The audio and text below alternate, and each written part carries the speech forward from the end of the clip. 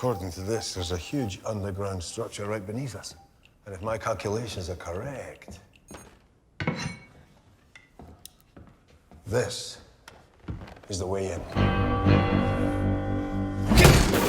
Fucking hell, Merlin. You know, my mama, she always told me, us Southerners get our good manners from the British. And I was thinking, ain't that a pity? Y'all ain't keep nothing for yourself.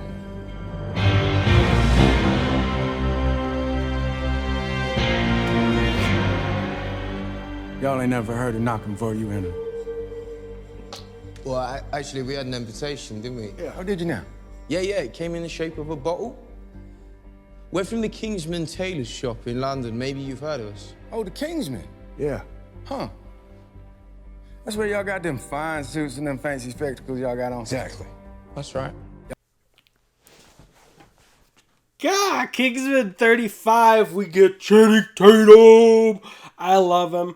Let's just get into it. There's a bunch of stuff that I want to say right now. The first thing is that I believe Channing Tatum was going to actually play the role as Agent Tequila that Agent Whiskey ended up doing. There's an early interview, I think in one of the 22 Jump Street interviews or something with Jonah Hill, where he is asked about the weapon that he uses in Kingsman 2, which is an electrified whip. So I think Channing Tatum was actually going to be a diversion or a twist, oh shit, he's actually the bad guy. But because of him having scheduling conflicts, he wasn't able to finish his time filming on this movie. That's why he gets sidelined so quickly with the drugs, which makes sense for Agent Tequila. And also having him dance later and being in cryo and then survive at the end, he had an electrified whip. So I think they would have had him fill in the Agent Whiskey role. But because of the scheduling conflicts, that's why we suddenly get Agent Whiskey at the time that Tequila is leaving. That's getting a little ahead of myself because I can cover that later in those minutes, but I think that he was actually going to be the villain. Now,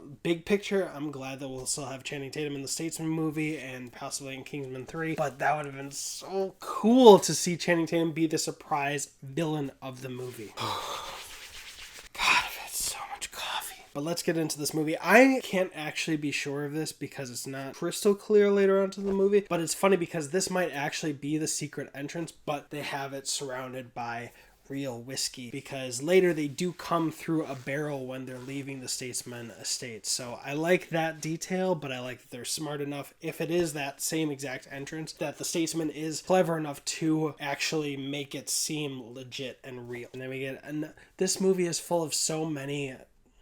We get the rug pulled out from under us so many times in this movie, in the big moments and in the little moments. In big moments, like when we think Brendan has survived because he's closed the lighter, but then we get the twist that the rocket comes and kills him and JB from Adams. By the way, I said Roxy Adams in the previous minute, but then I said Poppy Adams later, so I didn't correct it in the edit. And then times like this when we think that they're going to find the secret entrance. Instead, his axe swing causes real bourbon to come out. We know that this is a secret area because of the biometrics they had to hack. But then when we think they're going to make another step forward, they get 2 steps back, and now we've got Channing Tatum coming into the situation right after that beautiful, beautiful moment of kind of Charlie Chaplin-esque physical comedy, awkwardness, if you saw when Taron Egerton is trying to figure out, and then when Channing Tatum comes out, he does that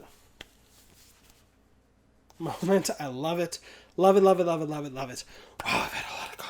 And I also have to give another shout out because this movie doesn't miss a step. While we're having Merlin and Eggsy focus on that secret entrance, we get an extra shot and music cue of Channing Tatum coming in that perfectly syncs up, perfectly fits in with everything that's happening. It doesn't slow down the progression of them trying to get into that secret entrance, but also helps set up his reveal. We could have just heard his voice after they failed and then have him walk up, and we wouldn't have thought much of it, but that beautiful just thought and consciousness and just preparation as a director and as cinematographer, just doing their job to really make this flow so seamlessly. We know that someone sees them because we get the shot of Channing Tatum's feet, and it builds the mystery as he approaches, and we come down to the belt buckle. That's a beautiful belt buckle. I wish I owned that belt buckle. It's just really small things that make this movie flow so much better. I just love it. It's something that could have been missing and we wouldn't have missed it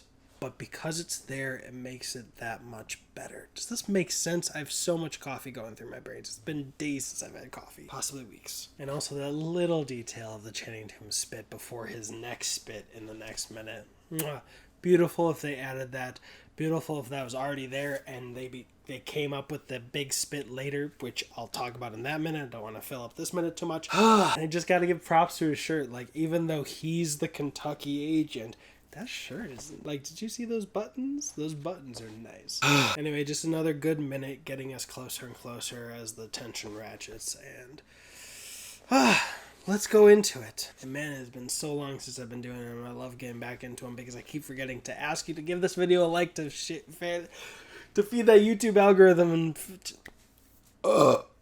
and spread the word that the Kingsman is coming. Let's go. Let's do the next minute. And if you're going to be in Chicago when the Kingsman is opening event in the Lynx, I'm hosting the movie for free opening night.